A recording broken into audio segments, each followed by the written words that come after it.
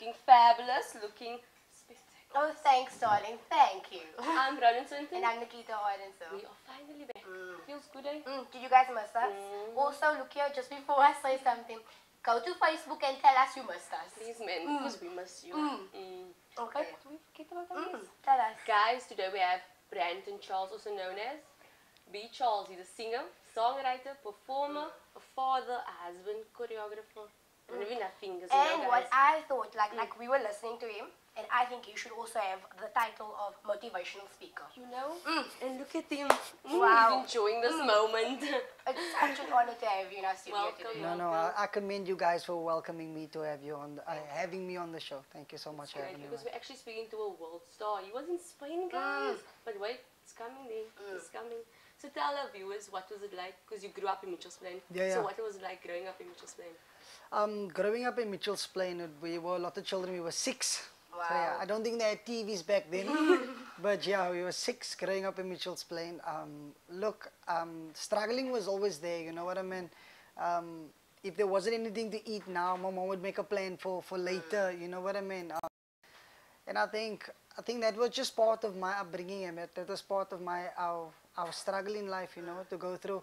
But like I say, we've always found beauty in the struggle, irrespective of what situation we found ourselves in, you know what I mean? Yes. And I think that is what is more important to take out of anything in life, is that find whatever it is that makes you happy in whatever it is you're doing, because it won't be so forever, you know what I mean? So I think that is basically what I could say regarding my upbringing. It was struggling, struggle is real, but yeah.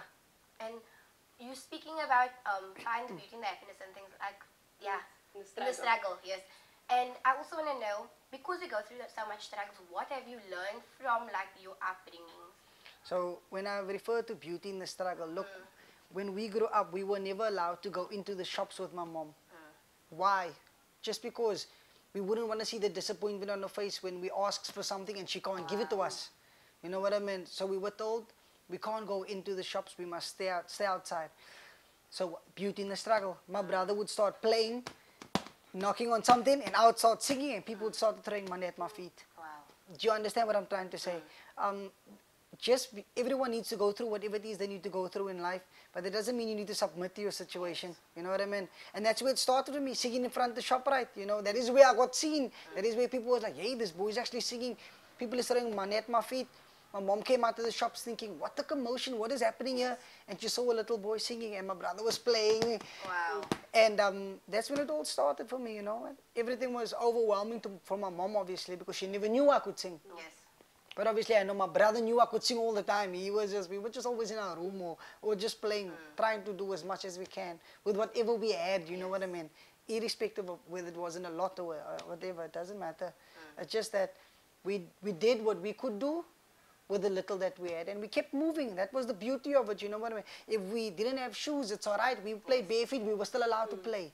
You know what I mean? And I think a lot of people steer too much on the struggle that they forget that, yo, there's a way out.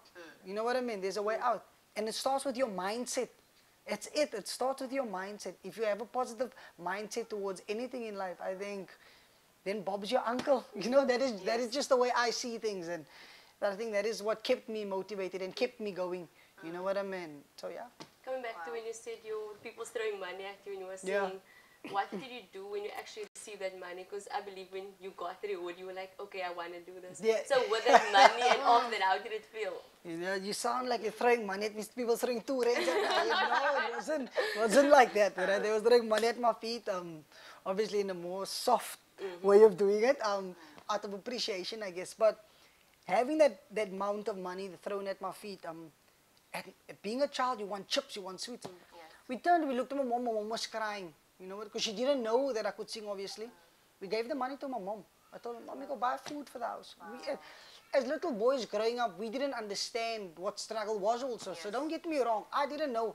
I had nothing to eat now. Okay, it's fine, I can go play in the yard. You know what I mean? You know? But if we look at what struggling back then and what struggling is right now, sure, it's a different ball game. You know what I mean? Yes. Now, struggle is really struggle. Like, hey, you know what I mean? And you could tell me back then when I was 5 years old, there isn't nothing. Now, I'd understand, okay, Mommy, it's fine. I'm going to go play in the yard again. You know what I mean? And I think that is my take on it, you know what I mean? So with that amount of money, that bulk of money, I gave it to my mom. I said, go buy food, you know. Go buy food, go buy stuff for the house or whatever.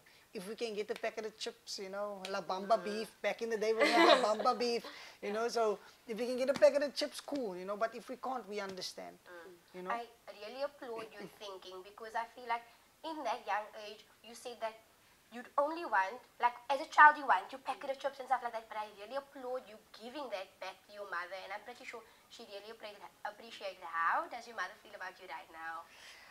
Obviously, it's for her, it's been a long time coming, because she saw the progress, she saw the type of things I did. I entered in all competitions, you know. I've gone abroad, you know. I've kind of just tried to change my family's life. Yes. You know what I mean? With everything that I can do. I'm doing it by the grace of God with my voice. He gave me this gift, you know what I mean? So my mom is very proud of me. There's nothing that I can say more about that, but she's extremely proud of me. And she just wants me to go out and achieve more, you know, for myself. You know what I mean? In terms of wanting to change the world, if I could. Wow. I think she's very proud of me, I think, yeah. So you said you guys are 6 siblings. Yes, yes, one So- of us, yes. You're the only So you're the only one that's into the music industry. Yeah, at the moment, yes, I am the only one singing from my family. But they say I get my gift from my father, which I have no relationship with, but that's okay. That's a story for another day. But I get my gift from my father, obviously, and yeah, I'm the only one that sings in my family. And my 2 sisters as well. Oh, nice. They kind of seeing, okay, you know, there's a bit of light at the end of the tunnel with this gift of ours, and that's all I want to do, try and change and motivate people to do as much as they can with the little that they have. You know what I mean? So I am the only one currently. Yeah. You spoke about your father, right? So Yeah. you were saying that you didn't really grow up with a father figure. Yeah. What does that mean for you and your family? My family right now that I have, my wife and my daughter, I think that changed. Not having a father made me the person I am today. Yes. You know what I mean? If I had always pondered and thought back like, oh, I never had a dad to show me how to shave. I never had a dad to show me how to kick a ball or show me how to ride a bike. If I didn't have those things, quite frankly, I'm okay with that, because it made me the person I am today. It made me choose my family over any opportunity the world can throw at me. Yes. You know what I mean? And like I say, I have forgiveness in my heart for everyone. I don't hold it against him. He needed to do what he needed to do. You know what I mean? To get wherever it is he needs to get in life. I always say this: we need of all types of people in this world for you to understand who you are in life. You know what I mean? Because if we were all the same, I think life would have been pretty boring. You know what I mean? You know what I mean? So, like I say, he did what he needed to do. I grew up with no father figure. I'm not going to do the same to my daughter. You know what I mean? So that is... We'll come back and speak about your daughter. You can go for a quick break. Guys, amazing. You see the motivation? Yes. Now I tell you guys, he should be a motivational speaker. Yeah, But we see okay, this. we'll come back after this break.